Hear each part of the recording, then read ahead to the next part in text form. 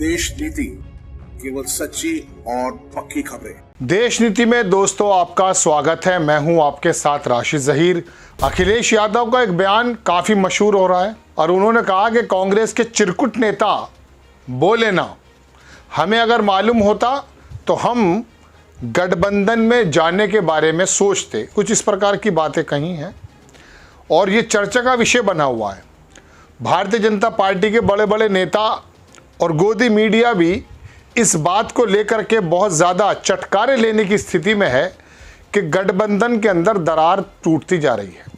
अखिलेश यादव ये नहीं जानते दर्शकों कि राहुल गांधी ने उनके पैर के नीचे से उनका वोट बैंक निकाल लिया है। और ये खाली उत्तर प्रदेश की बात नहीं कर रहा हूँ मैं, दूसरे मुल्क दूसरे प्रदेशों में अगर आप जाएंगे, तेलंगाना की अगर बात मैं आपसे करूं तो तेलंगाना के अंदर लोकपोल का सर्वे ये कह रहा है कि कांग्रेस ने वहां केसीआर की सरकार को बहुत मुश्किल में डाल दिया। संभव है वहां कांग्रेस आ जाए। मिजोरम, वहां तो कोई मतलब नहीं, 99% वहाँ क्रिश्चियन लोग हैं। राहुल गांधी वहाँ पहुँचे हैं, वहाँ हुजूम लगा हुआ है। हिंदी बेल्ट को छोड़ करके बाकी तमाम प्रदेश में राहुल गांधी की भारत जोड़ो यात्रा का जो असर है वो तो दर्शकों 2024 में आपको पता चल जाएगा। लेकिन मैं आ जाता हूं अखिलेश यादव पर। उत्तर प्रदेश में या देश में सबसे बड़ा वोट बैंक अगर किसी का मजबूत माना जाता था तो वो मायावती का माना जाता था। मायावती से ज्यादा मजबूत वोट किसी का नहीं था, ये मैं आपको बता दूं। लेकिन अभी घोसी में एक चुनाव हुआ जिसकी वजह से शायद अखिलेश यादव और समाजवादी पार्टी बहुत ज़्यादा अभिभूत है कि हम कुछ कर दिखाएंगे। वहाँ पर मायावती ने यह ऐलान किया कि एससी समाज के लोग वोट डालने ना जाएं और अगर जाएं तो नोटा पर डालने। एससी समाज के लोगों ने मायावती की बात नहीं सुनी, गठबंधन पर वोट दे दी, यानी कि समाजवादी पार्टी के कैंडिडेट को वोट दे दी। और अब मैं आपको एक बात और बता दूं कि जातीय समीकरण अगर वहाँ पर सुधाकर सिंह ना होते, जो क्षत्रिय समाज के आदमी हैं, 40, 45, 50 हज़ार वोट उनका अपना है, तो वहाँ पर भी अखिलेश यादव का या गठबंधन का ये कैंडिडेट हार जाता।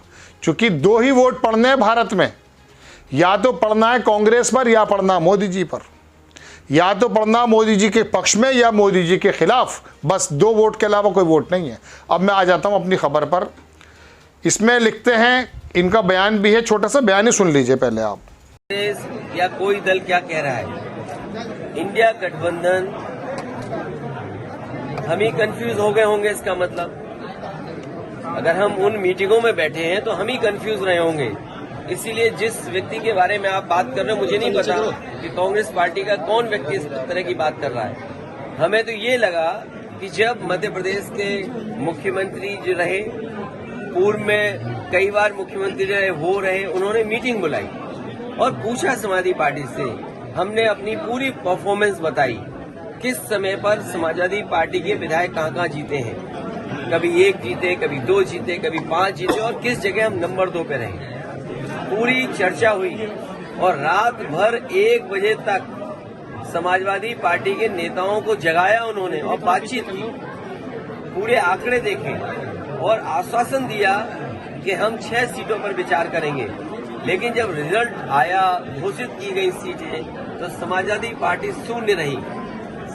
अगर ये मुझे पहले दिन पता होता कि विधानसभा स्तर पर कोई गठबंधन नहीं है इंडिया का, तो हम उसमें कभी मिलने नहीं जाती हमारी पार्टी के लोग, न अपनी हम सूची देते कांग्रेस के लोगों को, न कांग्रेस के लोगों का फोन उठाते। लेकिन अगर उन्होंने ये बात कही है कि गठबंधन नहीं है तो हम स्वीकार करते हैं गठबंधन नहीं है। और गठबंधन अगर केवल उत्तर प्रदेश में केंद्र के लिए होगा तो उस समय विचार किया जाएगा और जैसा व्यवहार होगा समाजवादी पार्टी के साथ वैसा ही व्यवहार उनको देखने को मिलेगा। यहाँ सुन लिया दर्शकों आपने बयान।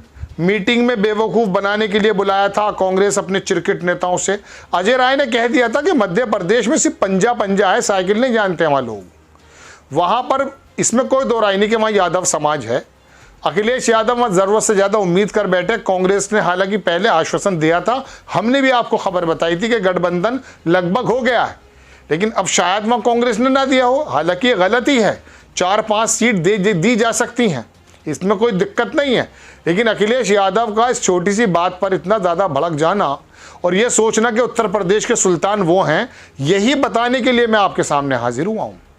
अखिलेश यादव के बारे में दर्शकों मैं आपको बताऊं, मेरा उनसे खुद भी एक बार इंटरेक्शन हुआ। मैंने उनकी पूरी की पूरी वेशभूषा और उनकी चाल भाव सब देखे। वो चीफ मिनिस्टर बनने से पहले चीफ मिनिस्टर बन गए थे, ये बात उत्तर प्रदेश के बहुत सारे पत्रकार कहते हैं। लेकिन उसके बावजूद भी जातीय समीकरण जब सही नहीं बैठा तो 37% अखिलेश यादव की पार्टी गठबंधन वोट लेने के बावजूद भी भारतीय जनता पार्टी को 250 सीटों से ज़्यादा मिल गई उत्तर प्रदेश में। अब आ जाते हैं बात के साहब ये कांग्रेस आई को इतना ज़्यादा हल्का क्यों ले रहे हैं और कांग्रेस आई ने इनके पैर के नीचे से ज़मीन कौन सी निकाल दी है, वो मैं बताता हूँ। अभी कुछ दिन पहले अखिलेश यादव के पास मुस्लिम डेलीगेशन, जिसमें बहुत सारे उलमा हजरात भी थे, वो गए और उन्होंने कहा कि गठबंधन में आपको शामिल होना चाहिए, चूँकि पूरा का पूरा उस मुस्लिम समाज किसी भी तरीके से टर्न आउट हो सकता है। यहाँ 2024 का इलेक्शन जब होने जा रहा है तो 20% या 19% या 21%, उसको आप मानते रहिए, 19-20% मुस्लिम जो है ना दर्शकों, उसका ये जहन बन चुका है कि वो कांग्रेस की तरफ जाएगा। चूँकि इसकी दो वजह हैं। एक वजह भारतीय जनता पार्टी के नेताओं से निकले हुए नफरती बयान, दूसरी बात वो नफरती बयान देते या ना देते, मोदी जी की राजनीति और भारतीय जनता पार्टी की जो राजनीति है वो भारतीय जनता पार्टी में मुस्लिम समाज आता ही नहीं है। लेकिन चूंकि अब मदरसों पर, मस्जिदों पर, मज़ारों पर, दाढ़ी वालों पर, टोपी वालों पर जिस तरह का जो एट्रोसिटीज़ हुई हैं पिछले दिनों, जिस तरह डर के साए में वो जी रहा है, वो बिल्कुल मैं कह सकता हूँ मुत्तहिद होकर के कांग्रेस की तरफ जाने वाला है। और उसने दिखाया भी है। घोसी सीट के अंदर भी बहुजन समाज पार्टी का कैंडिडेट तो था नहीं, लेकिन उसके बावजूद भी वहां पर तमाम वोट कितना मजबूत से पड़ा है कि इतना वोट कभी गठबंधन या अखिलेश यादव को नहीं मिला है। वहाँ 1.25 लाख 1,40,000 वोट गालिबन शायद 1,20,000 मिली हैं। 45,000 40,000 से हराया था। खाली घोसी की बात नहीं कर रहा हूँ मैं तो आपको बताना ये चाहता हूँ कि अखिलेश यादव किस वोट पर कूदते हैं। भाई मायावती के पास तो उनका 20-21% वोट था, भले 14% उसमें दलित था, बाकी दूसरा एससी समाज था, तो उसके अंदर वो भी आधे से ज़्यादा गायब हो गया था 2022 में। क्योंकि भारतीय जनता पार्टी ने जो ओबीसी करा है, ओबीसी करण करा है अपनी पार्टी का, एससी करण करा है अपनी पार्टी का, कहीं 5 किलो राशन दे करके उन्होंने गरीबों की वोटें ले ली हैं, कहीं मुसलमानों का डर जता करके अपर क्लास ने उनके पास पहले से था और ज़्यादा ले लिया है। इस बात का जो है पता होना चाहिए अखिलेश यादव को। अब मैं आपको बताऊं 7-8% के करीब जो है यादव है जो रहता है अखिलेश यादव के साथ, और बाकी लगभग 70-80% के करीब उनको वोट मिला करता था मुस्लिमों का। इस समय मुस्लिम जानते हैं कि चूंकि केंद्र में सरकार अखिलेश यादव नहीं बना रहे हैं, तो अपनी इज्जत इसी में है कि कांग्रेस आई के साथ यहाँ पर लड़ जाएं। हालांकि मैं अपनी पर्सनल बात अगर आपसे कहूँ, अखिलेश यादव समाजवादी पार्टी से कांग्रेस का यहाँ गठबंधन होने का मतलब है नुकसान। भारतीय जनता पार्टी किसी भी सूरत में 70 सीटों से कम नहीं ला रही है यहाँ पर, चाहे आप अलग लड़ें चाहे आप साथ में लड़ें। बस साथ में लड़ने से और अलग लड़ने से कुछ फ़ायदे नुकसान हो सकते हैं। तो ये मुस्लिम समाज कब ये सोच रहे थे कि जयंत चौधरी हमारे साथ है। मैं आपको दर्शकों बताऊं 2017 में और 2022 में इस बीच में किसान आंदोलन हुआ है। मेरे पास मजबूत रिपोर्ट है, आप चाहें तो जाकर गूगल पे चेक कर सकते हैं। जाट वोट 2017 के मुकाबले ज़्यादा भारतीय जनता पार्टी में 2022 में गया है। मैं विधानसभा क्षेत्र की बात कर रहा हूँ। गन्ना बेल्ट पर थोड़ा सा छिटका है, लेकिन पूरा आलू के बेल्ट का जो किसान है वो सारा का सारा भारतीय जनता पार्टी पर है। तो ये दिमाग में आ जाना कि जाट मेरे साथ हैं, ओबीसी आपसे बहुत सारे छूट गए। ओम प्रकाश राजभर हो या महान दल हो या चंद्रशेखर रावण, बहुत सारे लोग हैं जो अखिलेश यादव से छूटे हैं। और मुस्लिम समाज तो समझ चुका है कि राहुल गांधी का किस कदर वजूद आता जा रहा है। राहुल गांधी का वजूद और मोदी जी की जो है मुखालफत, ये अखिलेश यादव के वोट के बैंक को समझ लीजिए। मैंने 2 साल पहले एक प्रोग्राम में कहा था कि अखिलेश यादव को पता नहीं है कि मुस्लिम समाज जो है उनसे जा चुका है। आप इसी में देख लीजिए, अभी नगर निगम के जो इलेक्शन हुए हैं इसमें सब जगह भारतीय समाजवादी हारी है, और वहाँ का मुस्लिम समाज जो है बहुत सारा वोट तो MIM को चला गया है। उत्तर प्रदेश के एक शहर में तो 1.25 लाख वोट गया अखिलेश यादव को छोड़कर MIM के अंदर।